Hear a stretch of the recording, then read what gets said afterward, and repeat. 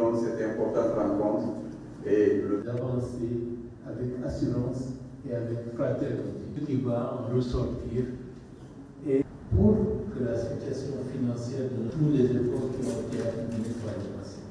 Au niveau du département, la question du dialogue, la question de l'apaisement est essentielle. On ne pourra rien faire si le pays n'est pas stable, s'il n'y a pas un minimum de compréhension et d'entente entre tous les acteurs. Et je répète que la porte de la primature est ouverte à tous les acteurs, quel que soit leur bord politique. Au-delà de nos personnes, il faut que cette transition réussisse pour l'intérêt de la Guinée, pour l'intérêt de la paix. On a vu ce qui se passe autour de nous. La Guinée est en train de se repositionner sur la scène régionale et la scène internationale.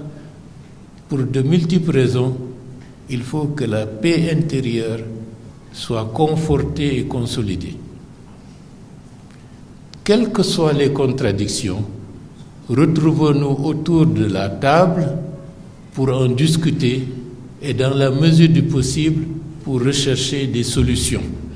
soit effectivement une des lois accélérer l'action politique afin de... Nous avons écouté le PM avec beaucoup de sérénité et beaucoup d'intérêt. Comme il l'a promis, nous nous attendons à ce que dans les prochains jours et dans les prochaines semaines, que des réunions sectorielles puissent avoir lieu pour que les questions essentielles puissent être rediscutées au niveau des coalitions et des partis politiques.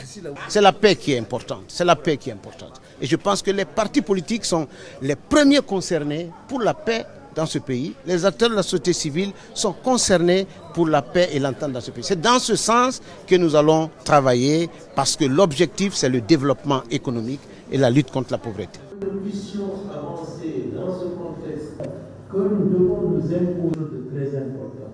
C'est une bonne initiative et nous sommes prêts à l'accompagner.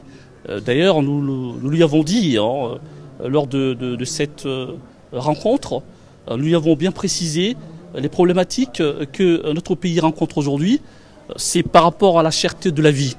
Et par rapport à cela, nous lui avons fait des propositions pour trouver des solutions idoines afin de soulager le panier de la ménagère. C'est une feuille de route qu'il nous a déclinée, que nous apprécions.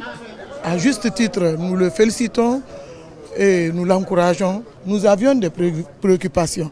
C'était la participation de notre coalition au dialogue. Que nous puissions avancer dans ce contexte que nous devons nous imposer de très important.